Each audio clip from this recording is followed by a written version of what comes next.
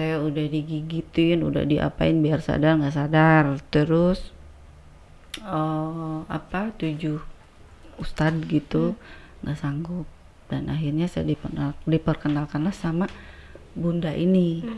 Semenjak kejadian itu dia jadi percaya hal-hal seperti itu karena dia melihat sendiri pas mau dia pukul ulernya gitu ya, menghilang. Kisah-kisahnya Ratu Kidul. Bunda Ratu Kidul. Jadi kayak ada ikatan gitu gak sih? Maksudnya jadi beliau mau membantu gitu, menolong? Sebenarnya sih kalau saya pengalaman pribadi ya, beliau tuh orang baik.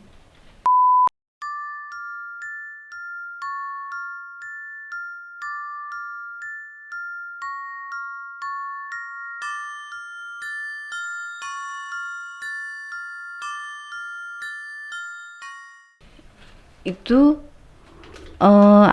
sampai kayak ribut-ribut gaduh gitu ya, ribut-ribut sampai gaduh, sampai saya terdengarlah suara bapak saya. Itu kan bapak saya gitu. Sadarnya di situ. Berarti sebelumnya nggak sadar kalau keluarga datang ke situ? Enggak. Sadarnya saya dengar suara bapak saya. Nah, pas nyari-nyari manggil-manggil nama saya gitu kan. Udah, pokoknya saya nggak tahu apa-apa di situ, nggak tahu apa-apa, keributnya gimana nggak tahu, pokoknya sampai terdengar ada barang yang jatuh, yang apa, ribut gitu. Langsung saya dibawa sama bapak saya. Itu bapak saya bisa tahu saya di situ kenapa kejadian saya begini begitu. Ada salah satu yang merhatiin, namanya namanya Reno ya, namanya Reno. Ngasih tahu, yang nganternya juga si Reno, ngasih tahu kejadiannya juga si Reno gitu. Nggak tahu itu, pokoknya singkat cerita dia tahu aja, ngasih tahu si Reno. Itu saya dibawa sama keluarga saya sampai motor saya aja itu sampai ditaruh di paling pojok yang nggak bisa dikeluarin sampai ribut. Terdengarlah suara yang pada jatuh apa gitu, kayak orang ribut lah ya. Berarti itu kondisinya disekap dong? Nah, semacam seperti itu, kayak disekap. Ya kan? Kayak Jahat disekap. sekali. Tapi disekap juga saya nggak diapa-apain ya gitu. Nggak yang bener-bener menyakiti badan saya gitu, enggak ya. Nggak disiksa gitu. Udah, sepanjang jalan itu saya dibawa ke Ciawi. Katakanlah diobatin itu sama bapak saya. Sebelum pulang ke rumah, keluar dari kosan itu dibawa ke Ciawi. Nama tempatnya saya lupa ya, tempatnya apa, pokoknya Ciawi. Dan situ ada perempuan seumur ada kali 40 lebih lah gitu. Perempuan itu saya semacam diobatin. Sama perempuan itu? Iya, sama perempuan itu diobatin sampai saya muntah darah dan keluar paku sejari kelingking lah ya gitu. Itu kecil, panjangnya sejari kelingking gitu, tapi kecil dan berkarat hitam. Itu ada 3. Itu jelas kelihatan ada. Saya muntah darah. Udah diobatin, beres tuh. Singkat cerita lagi ya, beres. Sampai rumah. Dia habis diobatin pulang ke rumah. Dan sampai rumah itu saya malah makin parah. Ke rumah. Bukannya sembuh tapi malah makin parah. Makin parah sampai rumah. Kenapa itu? Kok bisa makin parah? Iya, itu kata keluarga saya sih, kalau dibilang nggak sadar, saya sampai digigitin sama kakak ipar saya, sampai badan semua digigitin gitu. Itu saya nggak kerasa. Tapi maksudnya dalam keadaan mata melek atau merem? Enggak, katanya sih matanya melek. Mata melek? Tapi kayak orang mati gitu. Tapi nafas, detak jantung semua normal? Enggak tahu. Kalau masalah detak jantung ya sampai sekarang kan saya hidup ya gitu. Kalau dibilang koma, mungkin koma kalau menurut kedokteran ya. Iya. Tapi melek. Itu 3 hari 3 malam. Melek terus. 3 hari 3 malam. Itu 7 kiai atau ustadz nggak sanggup. Dan di kampung saya juga ada orang pintar itu, diobatin sama dia juga nggak sanggup. Sampai orang pintar di kampung saya manggil seseorang, itu dipanggilnya bunda ya. Panggil bunda, dan dia itu orang Kalimantan. Bunda ini orang Kalimantan. Akhirnya saya diobatin ke dia. Nah, dalam 3 hari 3 malam nggak sadar itu, saya tuh kayak mimpi. Mimpi apa? Dalam mimpinya itu saya masuk ke tempat yang memang kabut, semuanya kabut, tapi itu penuh bunga anggrek yang warna-warni. Anggreknya ada yang putih, ada yang kuning, ada yang merah gitu, ada yang biru. Semuanya anggrek. Terus di situ banyak orang tapi perempuan doang. Dan pakaiannya itu pakai kemben. Tutup BH ya gitu. Payudara ketutup lah, kemben gitu. Saya dibawa masuk, dan dibawa masuk itu semuanya serba Sama salah satu yang di situ. 2 orang. Ada yang nuntun. 2 orang ngikutin saya ya, di kanan sama di kiri. Itu kayak emas semua tempatnya. Lantainya. Pokoknya barang-barangnya semuanya tuh berkilau. emas semua, emas pokoknya bagus banget gitu. Tidak pernah saya lihat emas yang suka pakai buat cincin, kalung gitu, itu tidak seperti itu. Ini lebih bagus lagi, Lebih berkilauan ya. ya bagus banget lah, bersinar lah gitu ya. Itu masuk, saya jalan, dibawa masuk, dan di situ saya disuruh makan, dan tempat piringnya, gelasnya, apanya semua emas juga. Itu ada sosok perempuan sama sosok laki-laki, tapi wajahnya tidak jelas, kayak ngeblur gitu, buram lah ya, nggak jelas itu. Tapi perawakannya jelas ya, pakai baju apanya jelas ya. Itu serba hijau ya, campur emas ya, serba hijau campur emas pakaiannya. Dan itu perempuan sama laki-laki. Kalau diibaratkan seperti raja dan ratu ya gitu. Tapi yang perempuannya ini duduk di singgasana, tapi yang laki-lakinya di kursi yang berbeda. Di sampingnya apa? Di sampingnya. Itu kursinya beda. Kalau yang perempuan ini kursinya lebih bagus lah, kalau kata pengantin kayak kursi pengantin gitu. Tapi kalau yang laki-lakinya yang biasa, kursi biasa, nggak kayak pengantin. Saya disuruh makan Sama ratu itu. sama raja ratu itu ya. Saya makan bebas mau makan apa gitu. Mau pilih air minum tuh ada warna putih, hijau, pokoknya warna-warni, bebas ya mau minum apa gitu. Ya namanya makan, berapa lama sih makan? Iya.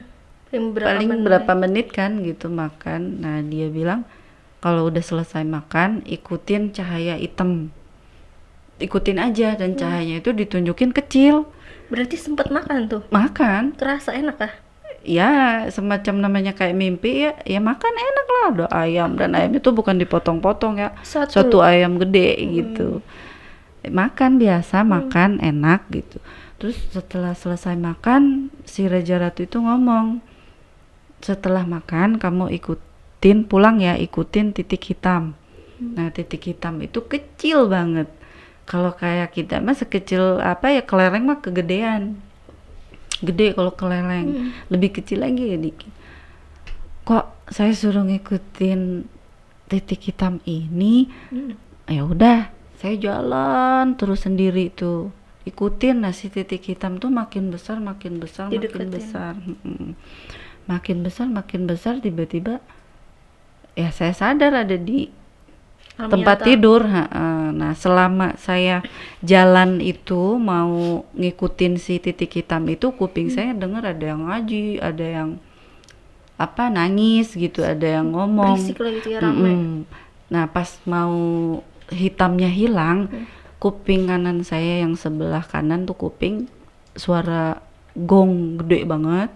Kuping saya yang sebelah kiri air gemuruh gede banget, kayak ombak gitu, kayak semacam ombak. Nggak lama Itu kalau kata sadar, nah itu baru saya sadar di situ. Udah banyak orang. Di Pas saya bangun, banyak orang yang ngelihat gitu ya, keluarga gitu, termasuk yang lagi nangis gitu, ada yang lagi ngaji gitu kan. Nah itu 3 hari, tapi mimpi itu kayak cuman berapa menit gitu ya. sebentar ya.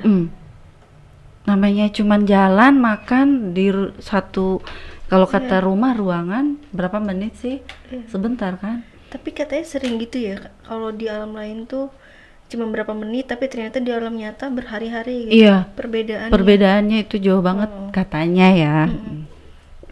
Pas udah bangun itu udah banyak orang, udah Di banyak sekitar. orang. Pokoknya di kepala saya nenek saya, almarhum nenek saya, di pinggir saya ada ibu saya, bapak saya. Nah di depan saya tuh teteh saya, ada teteh saya sambil nangis, dan saya bingung kenapa gitu, ada apa ya. Mereka menceritakan kejadian selama saya tidak sadar itu, menceritakan katanya saya udah digigitin, udah diapain biar sadar nggak sadar, terus 7 ustadz gitu nggak sanggup, dan akhirnya saya diperkenalkanlah sama bunda ini yang udah menyembuhkan saya sampai saya sadar. Itu katanya saya sadarnya itu ada perjanjian. Jadi si bunda ini punya perjanjian sama Ratu Kidul biar saya itu sembuh, balik lagi, sadar Berarti lagi. kalau gitu sosok yang di mimpi itu, yang Raja Nala itu apakah Ratu Kidul mungkin saya tidak tahu. Hmm. Mungkin saya tidak tahu ya, karena apa ya, sosoknya Ratu Kidul itu sepintar apapun orang ahli tidak akan pernah bisa melihat wajah aslinya. Kan lo ngomong kayak gitu ya Allah. Tidak mungkin. Mungkin yang dia lihat sosok mungkin anak buahnya, mungkin dayang-dayangnya, mungkin kayak gitu ya gitu. Karena saya pribadi, walaupun yang di mimpi saya Ratu Kidul, walaupun dia berbicara dia itu Ratu Kidul, tetap wajahnya itu tidak jelas. Ngeblur, tidak jelas. Berarti bisa dikatakan selama 3 hari nggak sadar itu seperti mati suri kah? Atau lebih? Kalau dibilang mati suri, Tapi melek ya? tapi kalau dibilang saya koma, mungkin menurut kedokteran saya koma mungkin. Dan di situ saya ketemu sama bunda ini, dan bunda ini menceritakan kenapa saya sampai kejadian seperti dibawa. Ya itu yang menyelamatkan saya, katanya Bunda Ratu Kidul. Wallahu alam ya gitu, wallahu alam bisawab, karena kita kan seorang muslim tetap percayanya kepada Allah Subhanahu wa taala. Tapi perantaranya syariatnya ya dari bunda ini, dengan cara dia, ilmu dia mungkin ya, dengan cara apa ya, karena saya kalau dibilang disantet apa dipelet gitu ya, apa ditulus saya tidak tahu, tapi intinya saya dikerjain orang, dan orang ini yang ngerjainnya Jampong Surade, yang nama daerah yang pernah didatengin. Iya, yang pernah didatengin main ke situ. Nah di situ kata bunda ini yang ngobatin saya itu ada di bawah kekuasaan Bunda Ratu Kidul. Berarti yang ngerjain itu masih ada di bawah. Iya. Ilmunya masih di bawah Ratu Kidul. Jadi bisa sembuhnya dengan cara ada perjanjian. Dan perjanjian apa? Saya juga kurang tahu sampai sekarang, saya kurang tahu perjanjiannya, dan itu yang maju untuk perwakilan dari keluarga saya itu kakak saya. Jaminannya? Teteh saya. Dan bahkan kalau saya tanya juga sampai sekarang, teteh saya kalau ditanya suka nangis. Nggak tahu Dia nggak kenapa. mau jawab, nggak mau Karena ya, dia itu saya adik satu-satunya, sayang banget sama saya apapun dia lakuin, dan yang paling terpukul itu memang teteh saya beliau. ya, kakak saya. Terpukul gitu. Nah di situ selama saya tidak sadar itu kejadian banyak. Apa aja itu yang kejadian? Ada yang melihat ular yang bermahkota gitu ya, Ular sampai bermahkota. ya Jenis ular apa itu? kalau dibilang jenis ularnya tidak tahu ya, tidak tahu pasti. Intinya ada ular, dan ular itu ada mahkotanya. Dan kakak saya ini orangnya kan tidak percaya mistik, Ya. hal-hal seperti itu ya. Apa ya? Semenjak kejadian itu dia jadi percaya hal-hal seperti itu, karena dia melihat sendiri pas mau dia pukul ulernya gitu ya, menghilang. Nah setelah Itu ularnya berarti dilihat sama semua orang? enggak, cuman dia doang. Dia doang. Sendiri Dia doang sendiri yang lihat. Pas mau diiniin hilang. hilang, dan ada mahkotanya. Terus setelah itu apa ya, kalau dibilang apa ya, kalau kata kita sih kayak orang namanya mayat hidup, gimana sih ya, mayat hidup ya. Saya digigitin di apa nggak Nggak kerasa, kerasa. tapi bekasnya banyak. Udah di Berarti ini ada dua sudut pandang ya. Mm-mm. Pertama dari sudut pandang kakak sendiri, selama 3 hari itu kakak ada di alam lain. iya, Tapi berpikirnya itu adalah mimpi. mimpi. Sedangkan di alam yang nyata, kakak tuh nggak sadar. Iya. Kayak koma, Iya. atau koma mati sudah atau apalah, tapi nggak sadar. Tapi sadar. dalam keadaan melek. Mm-mm. Selama 3 hari 3 malam itu Iya. melek. Bayangin, saya tidak makan, saya tidak Iya. minum ya. Tapi Iya, maksudnya kan kita nih secara logika dan normal, kita sedetik nggak kedip aja kan sakit. sakit. ya kan? Ini 3 Ya. hari. Itu ada apa ya, cerita dari orang tua saya sendiri sih gitu. Karena saya lahir itu mata saya tidak ada yang hitamnya, semua putih. Ketika lahir, Iya. Ketika lahir, dan dianggapnya saya itu buta, padahal saya melihat. secara kedokteran, Iya. di prediksi ini buta. Enggak. Apa secara kedokteran mereka nggak bisa jelasin? Enggak, kalau menurut dokter saya bisa melihat ya, emang saya melihat, bahkan saya tidak bisa apa ya, membedakan mana manusia dan bukan gitu. Six sense apa indigo? Saya kurang tahu. Sampai orang tua saya tuh ngobatin saya ke sana kemari Itu sampai usia berapa kak? 2 mata tahun kayak gitu? setengah. Selama 2 tahun setengah nggak ada yang hitam ya? Mm. Kalau zaman sekarang udah viral itu. Udah viral harusnya. Itu bisa sembuh, datanglah ke suatu tempat namanya Cileungsi. Cileungsi itu di Cibinong, ke suatu tempat itu, kata yang ngobatinya baca ini, dan matanya setiap bangun tidur itu harus dijilatin sama ibunya, katanya gitu. Harus dijilatin sama ibunya, misalnya kalau ada belek gitu ya, ada apa harus dijilatin gitu, dan jangan jijik. Kayak kotoran di mata harus dijilat Jangan gitu. jijik. Nah mungkin di situ orang tua saya mungkin takut saya buta atau tak malu punya Anak. gitu ya, berusaha untuk diobatin gitu ya. Nah itu alasannya seperti itu.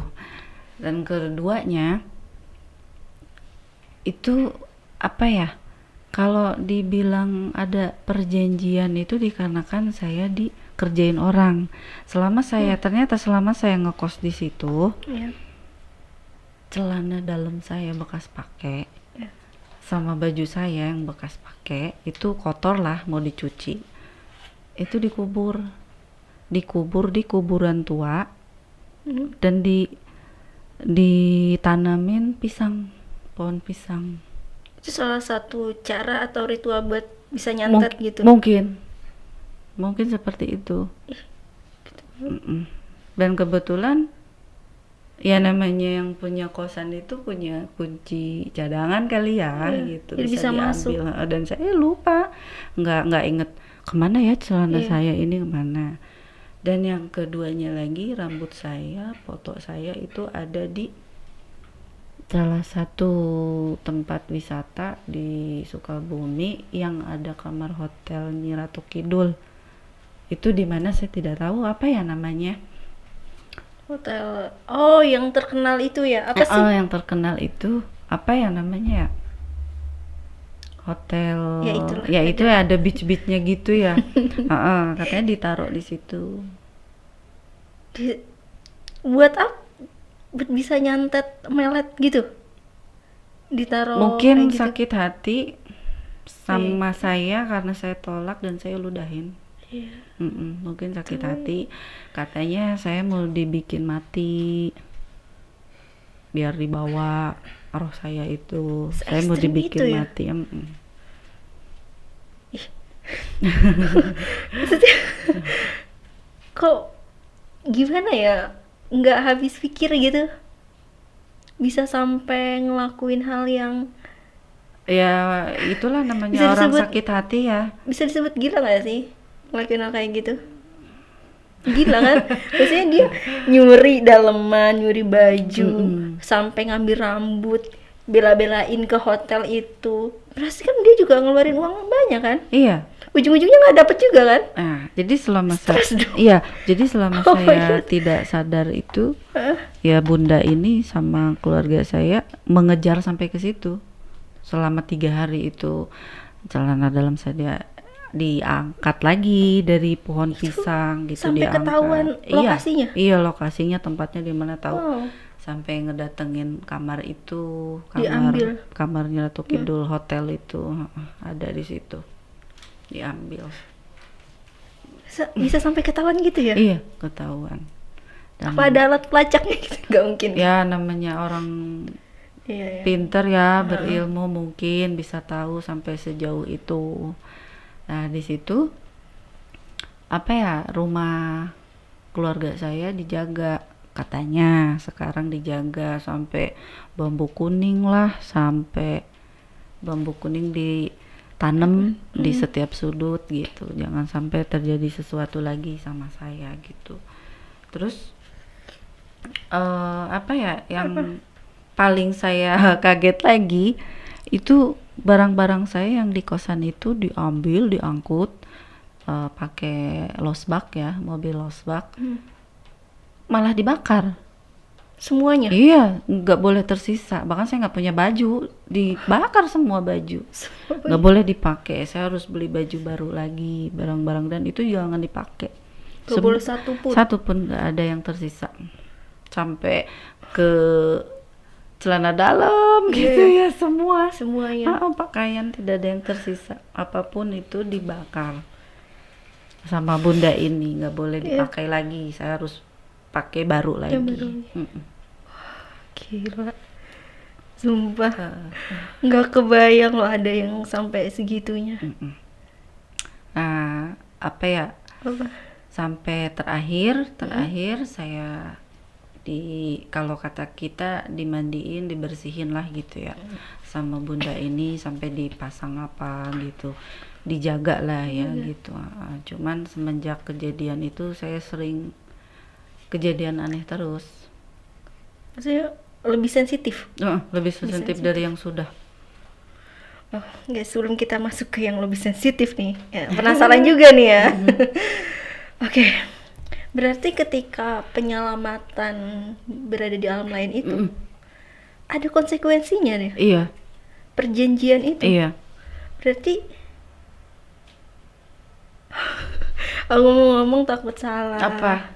Enggak, maksudnya berarti tidak ini dong. Apa sesuatu gitu, istilahnya kita minta pertolongan tapi harus ada sesuatu yang dibayar. Iya. Memang sih semua emang ada harganya, Iya. tapi kan kalau perjanjian yang gaib tuh susah banget ya Allah. Jadi kayak perjanjian yang gaib itu tuh kayak pertama nggak masuk logika, kedua tidak ada bukti. Tidak ada bukti, tapi saya ngalamin. Tapi itu nyata kan? Nyata. Ya, maksudnya Sampai sekarang masih hidup orang-orangnya kok, saksi hidup masih banyak ada. aku percaya secara pribadi, percaya oke, kayak gitu tuh ada. Cuman sampai ada perjanjian, sampai dia ngelakuin santet, apa pelet lah ya, yang gitu. sejenis-jenis itulah Ha-ha, dikerjain. Itu kok sampai hati gitu. Iya tahu sih orang sakit hati, sakit hati. karena cintanya ditolak, kemudian dukun bertindak. Gitu kan. Iya benar. Ya cuman nih kan, ya Allah, kok bisa? Maksudnya Ya, dia sejahat masih itu muda ya, kan, berarti dia masih muda. Mm-mm. Dia juga sekolah sampai SMA, yang berarti pelajarannya juga kan udah lumayan bagus dong. Kok masih kepikiran ke situ sih? Orang tahu. Namanya orang sakit hati. Terus yang bikin bingung adalah keluarganya. Kok seperti mensupport? Iya. Yang aneh saya juga begitu. Dan mereka tuh baik, nggak kelihatan orang jahat. Tapi baiknya tuh ada maksud. Ada maksud. Ya seperti itu. Sumpah ya. Speechless banget. Dia tuh kayak gondok, marah gitu. Kok bisa sih orang-orang tuh kayaknya setiap kali ada yang cerita santet apa segala macem, kok sampai hati gitu ngelakuin hal kayak gitu. Ya walau alam, namanya manusia ya. Di luar nalar juga bisa. Iya. Sumpah nggak habis pikir sama keluarganya, kok mensupport anaknya yang masih muda untuk ngelakuin hal itu ya kan. Masa sampai depan dia hati, tuh ya. masih panjang. Istilahnya kan kalau perempuan tuh banyak lah ya. Iya, Aku banyak. mungkin dia patah hati, Sakit hati. iya masih muda. Tapi kan kayak pendidikan dia kan nggak rendah-rendah banget dong. Nggak jadi jaminan ya. Iya. Namanya pendidikan. Gitu ya. Sumpah, berarti balik lagi ke cara berpikir manusia sendiri. Iya, iman ya terutama. Maksudnya sampai ke Ratu Kidul, sampai ih sumpah speechless karena nggak pernah ya gitulah, nggak pernah yang aneh-aneh ada cerita gini apalagi sampai ke selatan sana Iya, kan. dan kebetulan memang saya itu suka dari apa? dulu. Suka Memang suka main. sama kisah-kisahnya Ratu Kidul. Oh. Bunda Ratu Kidul. Jadi kayak ada ikatan gitu gak sih? Maksudnya jadi beliau mau membantu gitu, menolong. Sebenarnya sih kalau saya pengalaman pribadi ya, beliau tuh orang baik. Kalau orang, tapi kan kita tidak tahu itu berupa orang atau apa berupa gaib, tidak tahu. Beliau itu baik. Banyak banget loh cerita yang tentang beliau nih. Salah satunya kan yang paling populer adalah beliau dulu adalah seorang manusia. Pernah dengar nggak sih kalian? Secara pribadi jujur ya pernah dengar ada yang cerita kayak gitu tuh. Iya. Biasalah anak-anak sekolahan. Kalau cerita-cerita yang kayak gitu kan suka dilebih-lebihin dikit, dan fakta atau keabsahannya tuh tidak bisa dijamin kan. Itu benar nggak sih? Ya setahu kakak aja. Kalau saya pribadi setelah kejadian itu ya, setelah kejadian itu saya jauh lebih makin suka cerita tentang Bunda Ratu Kidul ini, Ratu Pantai Selatan ya, sampai saya cari bukunya gitu, sampai saya mencari sejarahnya gitu, dan saya ambil itu terlalu banyak orang yang menceritakan kejelekannya aja. Dan ceritanya juga jauh ya, nggak hampir mirip, nggak sama ya, yang sebenarnya gitu. Bener-bener 180 derajat beda tuh dari yang asli. Sampai saya baca bukunya juga gitu, itu beda ya, berapa ya, kira-kira 80% lah perbedaannya. Perbedaannya. Fiktif berarti ya yang di buku 20% itu. ya. Fiktif. 20%. Sosok beliau tuh bisa dikatakan sosok mitologi kah? Mitologi. Apa ya? Apa emang ada bangsanya gitu? Ya seperti kita, ada kehidupan lagi. Ada jenisnya berarti. Ada jenisnya. Katanya nih, bener gak nih? Kalau kita ngomongin sesuatu yang berbau hal gaib, katanya mereka suka datang. Bener apa tidak itu? Ya yang datangnya yang lain, tapi gitu. Bukan yang ini yang datangnya. Tapi kalau terlalu kita pakai semacam ritual atau apa, itu yang datangnya bukan asli dianya. Yang lain menunggangi berarti dong. Semacam kalau kata kita anak buahnya. Oh, utusannya. Gitu. Dia juga tidak suka. Kalau kalau diceritakan tidak sesuai, walaupun sesuai juga dia tidak suka diceritakan. Makanya setiap lukisan Ratu Pantai Selatan ini tidak ada yang sama, selalu beda-beda, tidak ada yang mirip, selalu wajahnya tuh beda-beda kan, nggak ada yang sama. Dan ceritanya pun banyak simpang siur, ada yang ceritanya begini begitu gitu. Oke.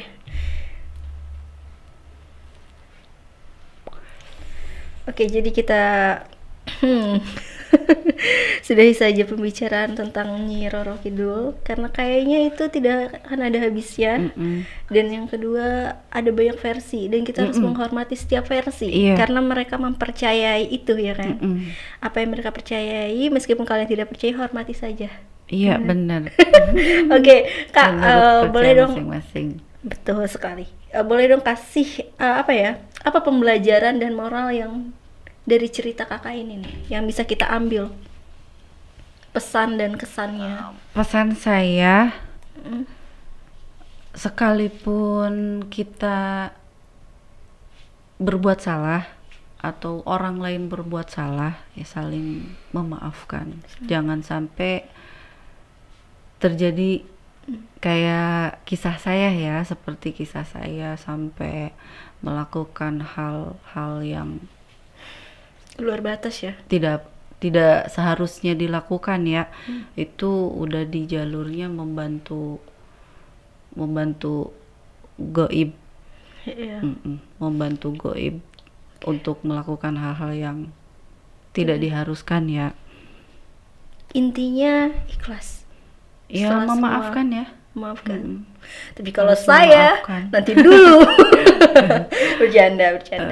Memaafkan Iya, gitu. memaafkan.